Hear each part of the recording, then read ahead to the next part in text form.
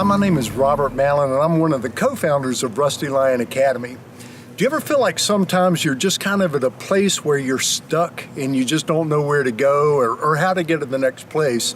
Back about a month and a half or so ago, I was doing a program for a company, and it started at 8:30 in the morning and it was going till 12:30 in the afternoon.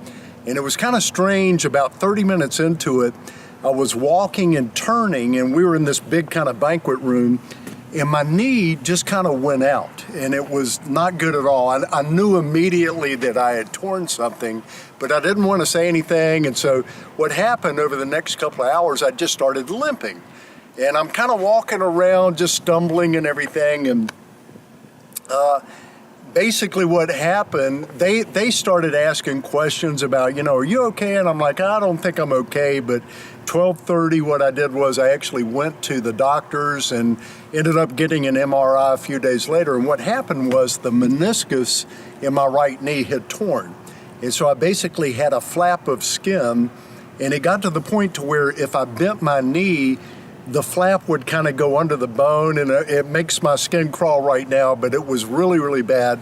As luck would not have it, for about a week and a half or so, I had to just limp along until they could do the arthroscopic surgery.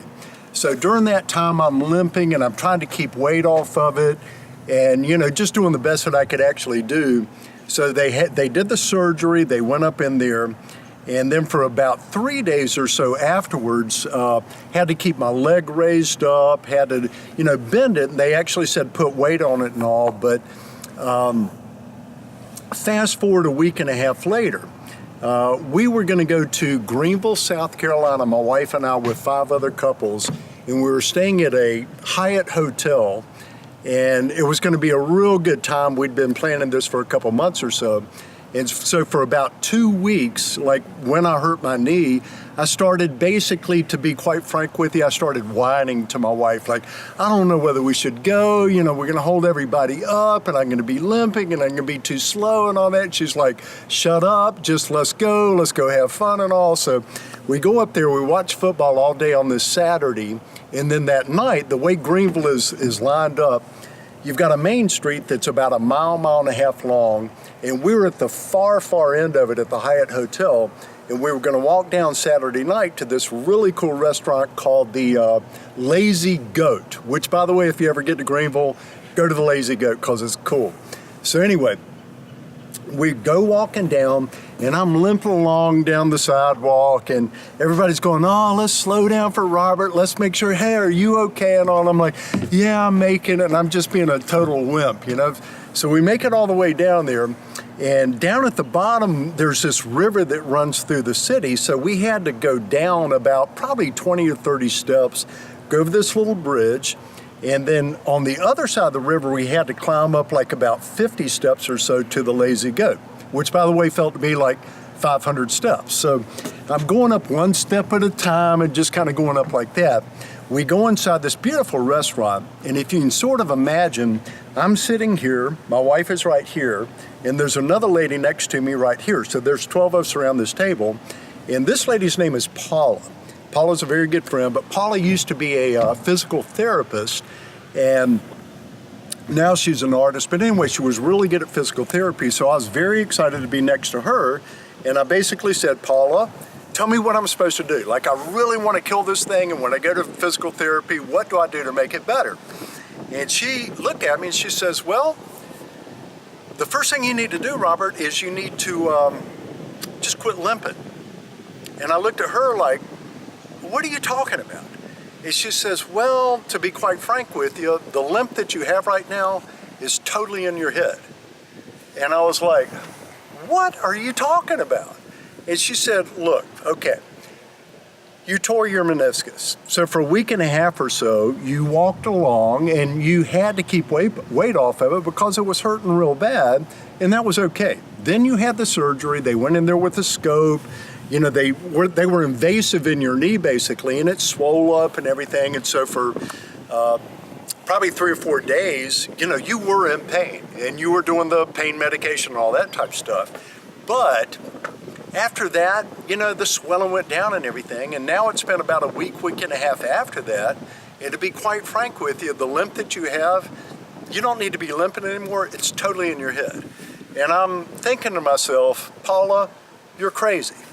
The limp, it hurts, So she says, no, it's really in your head. So I said, okay, well, I'm going to practice. I'm going to just test this out a little bit. So I stood up, and the bathroom was about 40 feet that way. And so I walked to the bathroom, and I purposefully did not limp. And it was hard not to not limp. So went there, used the facilities, walked back without limping, and sat down, and I looked at her, I said, that's crazy. She said, I know, but everybody does that. And so right after that, I was so excited that I'm not limping, and I looked at Sandy and I said, okay, Sandy, here's the deal. That's my wife. I said, here's the deal. If you see me limp anytime in the next 2 days, you have my permission to slap me in the face as hard as you want to.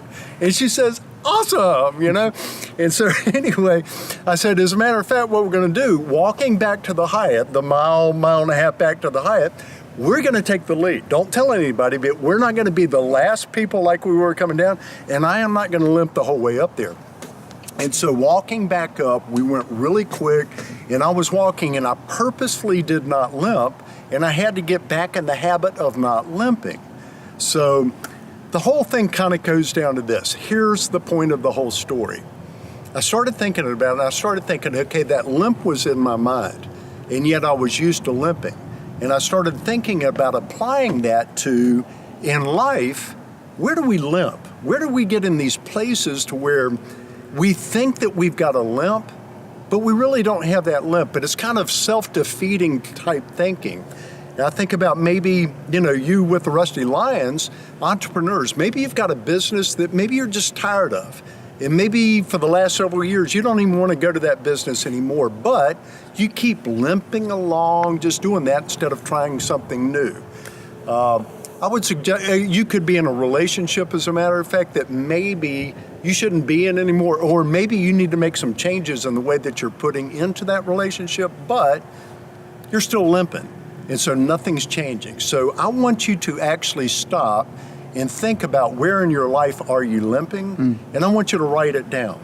And then I want you to commit that today is the day that you stop limping, just like I did when I walked to the bathroom that day. Just quit. It's time.